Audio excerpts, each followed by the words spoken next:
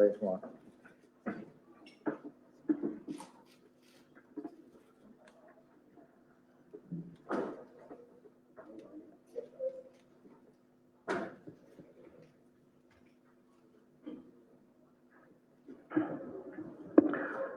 Bismillahirrahmanirrahim. Assalamualaikum warahmatullahi wabarakatuh. Selamat sore rekan-rekan semuanya. Terima kasih atas hadirnya pada sore hari ini. Dan sebagaimana yang telah kami sampaikan ya, sejak semalam hari ini KPK mengagendakan pelantikan terhadap 1.271 ya pegawai KPK, dan tadi seluruh rangkaian acara telah selesai dilaksanakan. Sebagaimana juga semalam kami sampaikan, hari ini akan ada penyampaian beberapa hal dari pimpinan, dan sore hari ini hadir Pak Ketua, juga hadir Pak Sekjen KPK.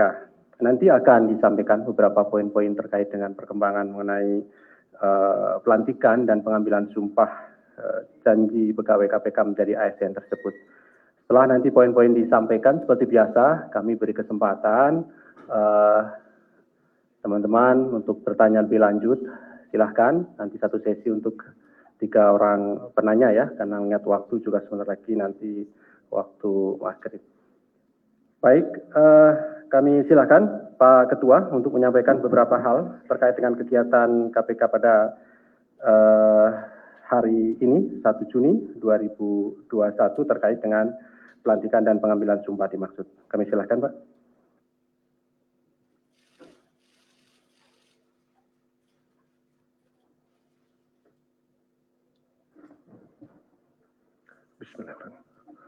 Assalamualaikum warahmatullahi wabarakatuh. Selamat sore, salam sejahtera untuk kita sekalian. Om Swastiastu, Salam, Namo Buddhaya, salam kebajikan. Yang saya hormati rekan-rekan wartawan, jurnalistik, segenap warga negara Indonesia dimanapun berada, segenap insan KPK dimanapun berada, dan para penggiat anti korupsi, para penggiat dan cinta KPK yang saya hormati. Pada sore hari ini, pertama-tama tentu kita memanjatkan puji syukur kepada Allah SWT, Tuhan Yang Maha Esa, karena pada sore tadi KPK telah melaksanakan salah satu kegiatan proses pelantikan dan pengambilan sumpah pegawai KPK menjadi ASN. Alhamdulillah berjalan lancar. Terkait dengan itu, maka pada kesempatan sore hari ini, kami segenap insan KPK menyampaikan ucapan terima kasih kepada seluruh anak bangsa yang telah memberikan dukungan, support, dan juga kecintaan kepada KPK. Sekaligus juga kami mengucapkan terima kasih kepada rekan-rekan wartawan, jurnalistik, pemerhati KPK, karena sampai hari ini rekan-rekan telah memberikan andil besar di dalam menyuarakan apa yang dilakukan oleh KPK, baik terkait dengan pengelolaan sumber daya manusia KPK, pengelolaan anggaran, termasuk juga kinerja-kinerja pemberantasan korupsi. Pemberantasan korupsi, sebagaimana yang pernah kami sampaikan, KPK terus berkomitmen melakukan pemberantasan korupsi dengan setidak-tidaknya yang hari ini kita menggunakan 3 pendekatan atau pemberantasan korupsi. Yang pertama adalah tentang terkait dengan pendidikan masyarakat. Pendidikan masyarakat menjadi penting supaya kita mengajak semua pihak untuk memahami apa itu korupsi, apa penyebab korupsi, dan bahayanya korupsi. Sehingga dengan memahami masyarakat, seluruh penyelenggara negara, aparat penegak hukum, dan pihak lain yang mungkin saja terlibat kasus korupsi, tidak ingin melakukan korupsi. Yang kedua, KPK melakukan strategi pemberantasan korupsi dengan cara pencegahan. Pencegahan dengan cara adalah melakukan kajian, telaahan, dan sekaligus juga memberikan masukan kepada seluruh anak bangsa, kementerian lembaga, pemerintah daerah, pemerintah pusat, provinsi, kabupaten, kota, untuk melakukan perbaikan sistem. Karena sistem adalah penyebab daripada korupsi. Sistem baik, pasti tidak terjadi korupsi. Sistem buruk, sistem lemah, dan sistem gagal, itulah cikal bakal terjadi korupsi. Maka KPK tidak pernah berhenti untuk melakukan perbaikan sistem supaya tidak ada kesempatan, peluang untuk melakukan korupsi. Strategi ketiga yang dikembangkan oleh KPK adalah penindakan secara tegas, profesional, dan sesuai dengan peraturan perundang-undangan yang berlaku, sehingga kita bisa meyakinkan orang tidak ingin melakukan korupsi. Rekan-rekan yang saya hormati, segenap anak bangsa dimanapun berada, sore hari ini perkenankan kami untuk menyampaikan apa yang telah dilakukan oleh KPK siang tadi sampai dengan sore hari ini, terkait dengan acara kegiatan pelantikan dan pengambilan sumpah janji pegawai KPK menjadi ASN. Rekan-rekan semua yang saya hormati, kami ingin sampaikan beberapa hal terkait dengan pengalihan pegawai KPK menjadi aparatur sipil negara. Hari ini tadi kami telah melakukan pelantikan dan pengambilan sumpah jabatan pegawai KPK menjadi ASN. Pertama, pelantikan pengambilan sumpah janji pegawai negeri sipil Komisi Pemberantasan Korupsi dilakukan secara hibrid. Ada yang langsung hadir dan ada juga melalui daring maupun luring. Terbatas di gedung Juang KPK, Gedung Merah Putih KPK terhadap 1.271 pegawai. Alhamdulillah, sesuai dengan catatan dan berkat dukungan semua insan KPK, 1.271 pegawai hadir dan mengikuti prosesi pelantikan pegawai KPK menjadi ASN. Sebanyak 1.271 pegawai terdiri dari 2 pemangku jabatan pimpinan tinggi media, 10 pemangku jabatan pimpinan tinggi Pratama, 13 pemangku jabatan administrator, 1.246 pemangku jabatan fungsional dan pelaksana. Sekali lagi kami ingin menyampaikan terima kasih kepada kawan-kawan semua. Terima kasih kepada segenap insan KPK. Terima kasih kepada seluruh anak bangsa. Hari ini 1.271 pegawai KPK resmi menjadi aparatur sipil negara. Tapi saya ingin sampaikan, status aparatur sipil negara tidak pernah mengurangi semangat KPK melakukan pemberantasan korupsi. Pemberantasan korupsi kita terus majukan, terus kita laksanakan sampai kita mati. Sampai NKRI bebas dari korupsi. Itulah semangat KPK. Dan KPK walaupun di dalam Undang-Undang Nomor 19/2019 disebutkan KPK adalah lembaga negara dan merungkum eksekutif, tapi dalam pelaksanaan tugasnya KPK tidak pernah terpengaruh dengan kekuasaan apapun. Saya kira ini semangat KPK. Bapak, Ibu-Ibu sekalian dan rekan-rekan saya cintai, dari 1.274 pegawai KPK yang dinyatakan memenuhi syarat, terdiri dari 3 pegawai yang tidak turut dilantik. 1, karena mengundur diri. 2, karena tidak memenuhi syarat pendidikan. 3, karena meninggal dunia. Jadi saya ingin sampaikan, yang memenuhi syarat sebanyak 1.204. Tapi yang dilantik hari ini, alhamdulillah, semua hadir 1.271. Tidak ada satupun yang tidak mengikuti. Terima kasih atas dukungan segenap pihak. Dari total 1.271 pegawai yang dilantik hari ini, hadir secara fisik di gedung C1 KPK sebanyak 85 orang. Hadir secara fisik di gedung Merah Putih KPK sebanyak 354 orang pegawai. Hadir secara fisik di Rutan Guntur KPK sebanyak 12 orang pegawai. Hadir secara virtual melalui aplikasi Zoom sebanyak 820 orang pegawai. Jadi lengkap sudah 1.271 pegawai KPK mengikuti proses pelantikan dan pengambilan sumpah menjadi ASN. Bapak dan Ibu-Ibu sekalian yang saya hormati, pengalihan pegawai KPK menjadi ASN merupakan mandat dan amanat Undang-Undang Nomor 19/2019 tentang perubahan atas Undang-Undang Nomor 30 Tahun 2002 tentang Komisi Pemberantasan Korupsi. Pelantikan dan pengambilan sumpah janji pegawai negeri sipil KPK juga didasarkan. Pertama, Undang-Undang Nomor 19/2019 tentang perubahan kedua atas Undang-Undang 30 Tahun 2002 tentang KPK dan juga berdasarkan Peraturan Pemerintah Nomor 41 Tahun 2020 tentang pengalihan pegawai KPK menjadi ASN. Hal ini juga sejalan dengan pasal 66 ayat 1 Undang-Undang Nomor 5 Tahun 2014 tentang aparatur sipil negara. Dan di dalam pasal 39 ayat 1 PP Nomor 11 Tahun 2017 tentang manajemen pegawai negeri sipil sebagaimana telah diubah dengan Peraturan Pemerintah Nomor 17 Tahun 2020 tentang perubahan atas Peraturan Pemerintah Nomor 11 Tahun 2017 tentang manajemen aparatur sipil, manajemen pegawai negeri sipil. Yang keempat, dasar dilantiknya juga adalah Peraturan BKN Nomor 14 Tahun 2018 tentang petunjuk teknis pengadaan pegawai negeri sipil. Terakhir, pelantikan dan pengambilan sumpah didasarkan kepada pasal 20 ayat 1 Peraturan Komisi Pemberantasan Korupsi Nomor 1 Tahun 2001 tentang tata cara pengalihan pegawai KPK menjadi aparatur sipil negara. Pada kesempatan ini, kami semua insan KPK, Dewan Pengawas KPK, pimpinan KPK, dan segenap pegawai KPK menyampaikan terima kasih kepada seluruh pihak yang telah memberikan dukungan dan terus menyemangati KPK dalam rangka pemberantasan korupsi.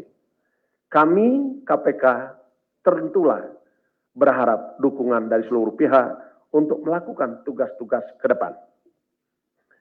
Kami dalam kesempatan saat ini juga menyampaikan terima kasih yang tak terhingga kepada semua pihak yang telah memberikan bantuan, dukungan sepanjang proses alih status pegawai KPK menjadi ASN. Beberapa pihak yang telah memberikan bantuan dan dukungan proses alih status Kementerian Pan-RB, Kementerian Kumham, Badan Kepegawaian Negara, Komisi Aparatur Sipil Negara, Lembaga Administrasi Negara, Kementerian Keuangan, dan semua pihak yang tidak mampu kami sebutkan satu persatu, termasuk rekan-rekan media, juga telah memberikan andil proses untuk peralihan pegawai KPK menjadi ASN. Selanjutnya, 1.271 pegawai yang tadi sudah dilantik dan sudah diambil sumpah, tentu kita semangati semuanya untuk mengabdi kepada negeri, untuk membebaskan NKRI dari korupsi, mengabdi memberantas korupsi sampai mati. Kami berharap dengan dilakukannya pelantikan dan pengambilan sumpah jabatan ini menjadi semangat baru, era baru KPK dalam kehidupan baru KPK sebagai aparatur sipil negara yang tidak pernah berhenti untuk mengabdikan dirinya kepada NKRI, masyarakat, bangsa, dan negara. Demikian yang kami ingin sampaikan. Lebih dan kurangnya mohon maaf. Saya akhiri. Wassalamualaikum warahmatullahi wabarakatuh. Om Santi, Santi, Santi Om. Terima kasih Pak Ketua yang telah menyampaikan beberapa poin. Barangkali ada kesempatan juga Pak Sekjen, ada yang mau disampaikan? Cukup ya, baik. Kami silahkan 3 orang penanya. 1, 2, 3. Silakan ya. Sebutkan nama dan dari mana, silakan. Ya, saya Chandra dari Medcom.id. Kan dari tadi Pak Ketua cuma bilang yang lolos TWK gitu. Sedangkan ada 75 pegawai yang gagal dalam TWK gitu. Nah, kabarnya pimpinan mau ngajak mereka bertemu. Apa itu benar? Dan kalau memang benar mau ngajak ketemu mereka untuk ngomong, itu kapan? Yang kedua kan pelantikan ini sempat diminta oleh 600 lebih pegawai untuk ditunda gitu Pak. Nah, kenapa itu nggak ditunda dan alasannya kenapa nggak dikabulin gitu kan? Terus yang ketiga, 75 pegawai yang gagal dalam TWK ini masih menggugat di beberapa instansi, seperti di Komnas HAM, Ombudsman, dan lain-lainnya. Nah, kalau seandainya gugatan mereka memberikan jawaban bahwa mereka bisa bergabung lagi di KPK, nah itu gimana? Apakah bakal ada pelantikan ulang atau gimana gitu Pak? Terima kasih. Oke, makasih Mas Chandra. Berikutnya. Selamat sore Pak Ketua, Mas Ali. Saya Arbi dari Narasi TV.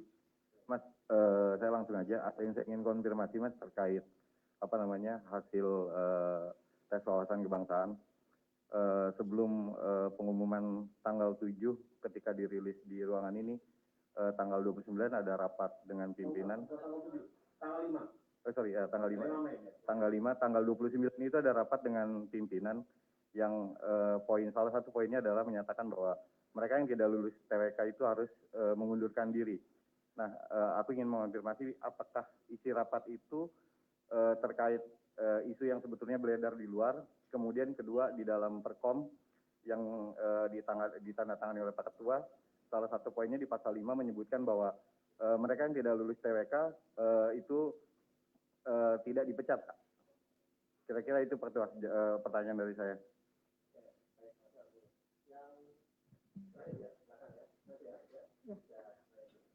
Pak, saya Cindy dari Kompas TV, Pak, mau sama Pak terkait dengan 75 pegawai yang tidak lolos TWK. Kan yang dari 24-nya disebut akan ada pembinaan atau dibina lagi, Pak. Itu mungkin boleh dijelasin lagi secara lebih rinci. Kemudian untuk posisi-posisi yang masih kosong dari 75 itu penggantiannya mekanismenya seperti apa? Sama menjawab juga Pak soal tudingan salah satu dari Bang Novel Baswedan soal ada agenda penyingkiran pegawai. Sama satu lagi Pak soal yang dari salah satu pegawai yang juga tidak lolos TWK disebutkan ada Harun Masiku ada di Indonesia, kemudian dari KPK sikapnya akan seperti apa Pak penanganannya. Terima kasih. Kesempatan satu terakhir ya, Mas ya, silakan. Selamat sore, nama saya Fatan dari JPNN. Yang saya tanyakan, tadi kata Pak Ketua, menurut Pak Ketua bahwa 1.270 itu sudah resmi menjadi ASN. 1.271 menjadi ASN. Yang menjadi pertanyaan saya mungkin secara proses administrasi mereka dilantik menjadi ASN. Yang menjadi pertanyaan saya, sebelum itu ada 700 orang yang sekitar 600 orang yang menolak. Suasana secara administrasi sudah dilantik, tapi suasana kebatinan nampaknya tidak dilantik begitu. Bagaimana KPK menjaga soliditas terutama dalam melakukan kinerja-kinerja pemberantasan korupsi, tetapi mereka tidak solid begitu. Terima kasih. Baik, terima kasih 4 orang penanya. Kami silakan Pak.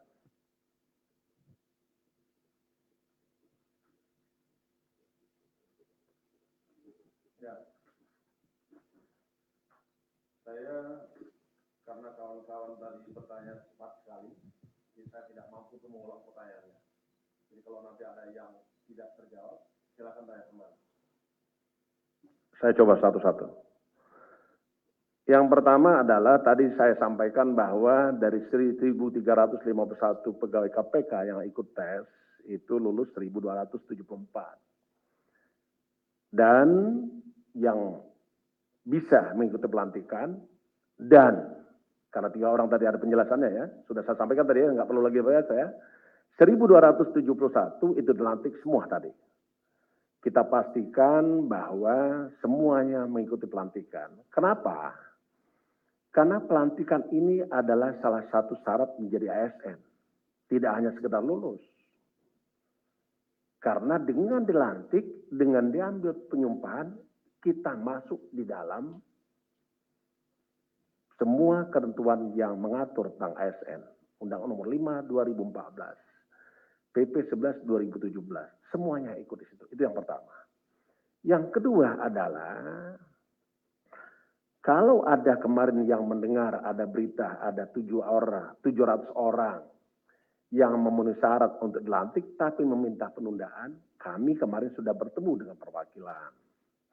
Alhamdulillah kami sampaikan bahwa proses pelantikan tetap dilaksanakan karena proses itu sangat panjang.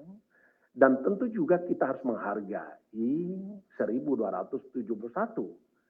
Karena dia punya anak, punya istri. Yang perlu juga kita hargai hak asasi manusianya. Kita juga harus jamin kepastian hukumnya. Kita juga harus jamin tentang status kepegawaian mereka. Itulah alhamdulillah semuanya hadir hari ini 1.271. Dilantik. Dan proses pelantikan adalah mengikuti saat diambil penyumpahan maupun pelantikan. Semuanya ikut. Jadi bukan hanya hadir secara fisik tapi tidak mengikuti acara.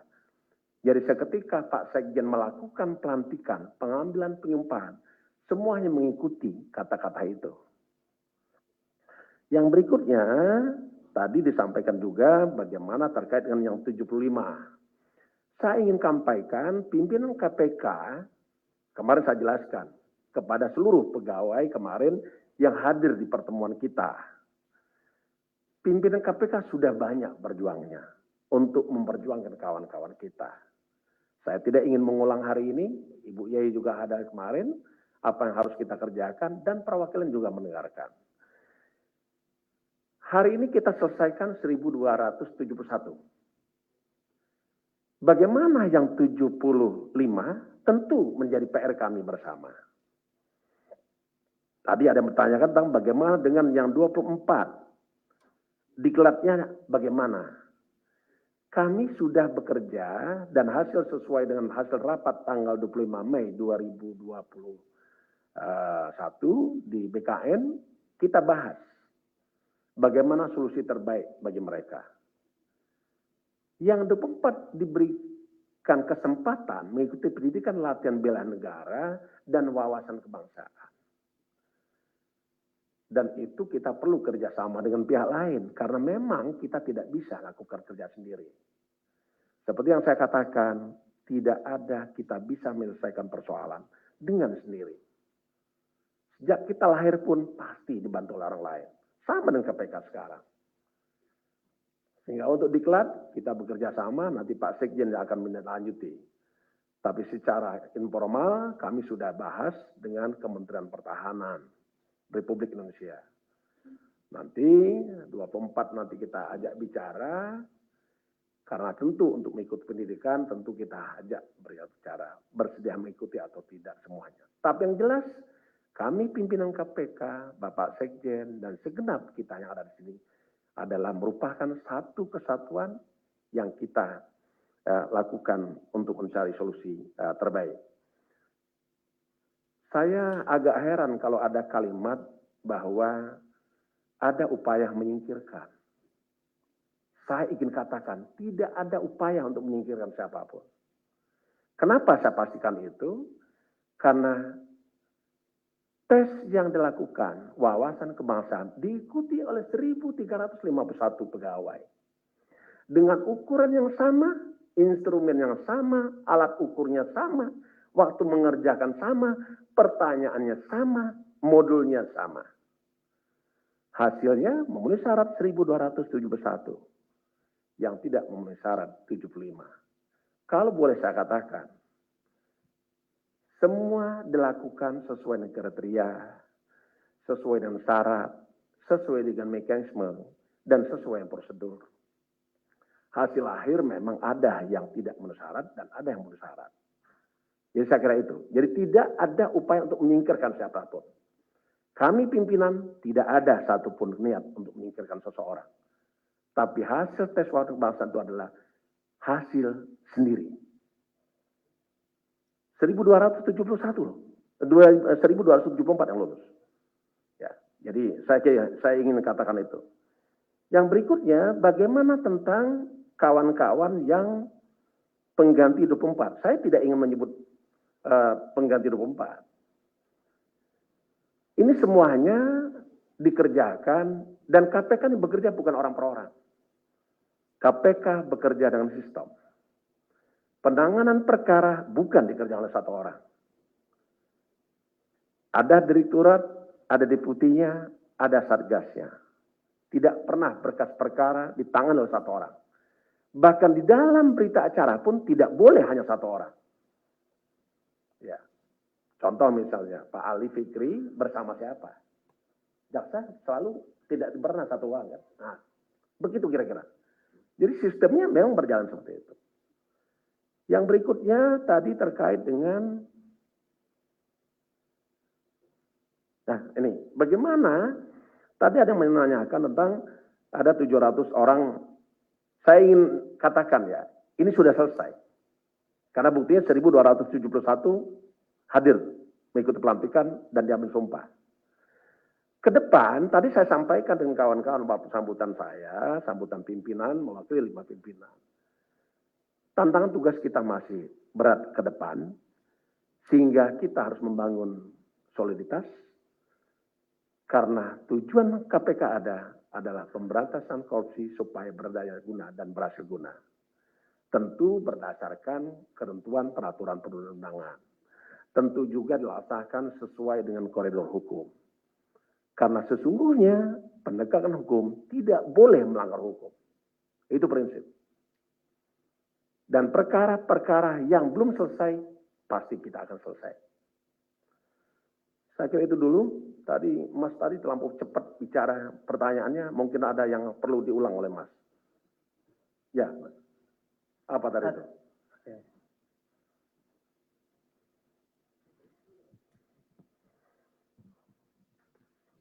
Izin Pak Ketua, Ya. yang saya ingin tanyakan tadi mengenai rapat tanggal 29 menyikapi hasil dari BKN tanggal 27. Itu ada salah satu poin yang menyebutkan bahwa yang tidak lulus TWK itu 29 April, Pak. Ya, tanggal 29 April ada rapat menyikapi hasil yang telah diberikan BKN. Itu kira-kira salah satu poinnya adalah kepada yang tidak lulus TWK itu diminta mengundurkan diri. Kemudian di poin selanjutnya, jika tidak mau mengundurkan diri, diberhentikan dengan hormat. Nah, terus kemudian... Stop, saya udah paham. Saya ingin sampaikan, hasil tes wawasan kebangsaan itu diterima oleh KPK tanggal 27 April. Satu ya. Dan sejak diterima, itu tidak pernah KPK membuka hasil. Oke? Itu harus batasin dulu.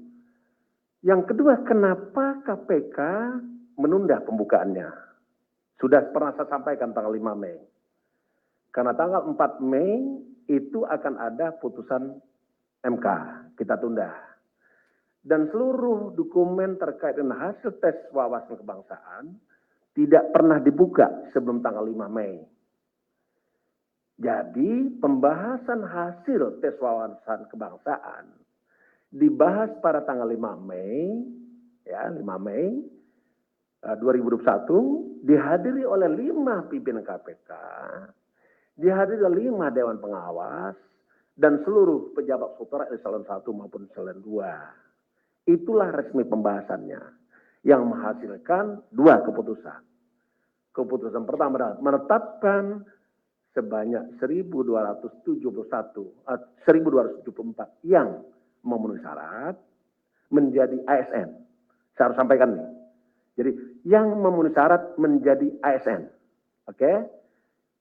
Ketetapan kedua adalah sebanyak 75 orang pegawai KPK yang tidak memenuhi syarat menjadi ASN. Nah, itu keputusannya, Mas. Jadi saya tidak mau membahas yang belum kita bahas. Karena datanya juga belum kita buka, bagaimana kita bisa mengatakan keputusan. Tapi resmi keputusan tanggal 5 Mei 2021. Dan hadir waktu itu keputusannya dibacakan oleh Pak Sekjen sama Pak Gupron, dan dihadiri juga oleh Dewan Pengawas. Jadi prinsipnya tidak ada keputusan yang tidak dibahas oleh seluruh pimpinan KPK. Saya kira itu, ya, cukup ya. Oke, terima kasih. Mohon izin waktu ada satu tadi dari Mbak Cindy belum dijawab terkait dengan ini di luar ini Pak, Harun Masiku tadi ya, Pak Cindy ya. Oke, ya, makasih.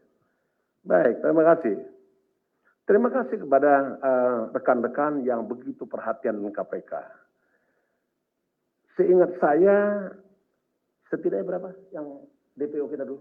Ada 10. 10, ya 10.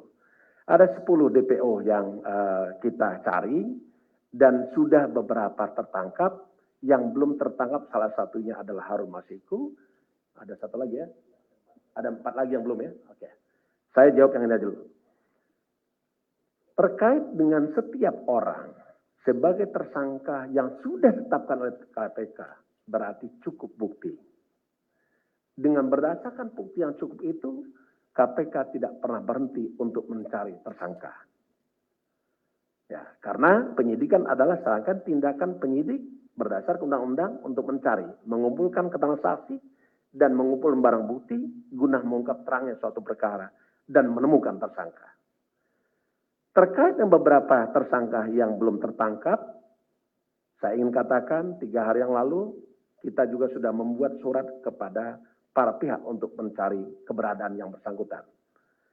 Ya, jadi tidak pernah berhenti. Dan saya harus kasih tahu bahwa penanganan perkara bukan tanggung jawab orang per orang, tapi tanggung jawab bersama. Pimpinan KPK pun begitu, tanggung jawab adalah tanggung jawab bersama, tanggung renteng. Jadi tidak ada yang bisa bekerja sendiri. Jadi saya kira itu ya. Cukup ya? Cukup, Pak. Terima kasih Pak Ketua, Pak Sekjen, dan rekan-rekan semuanya.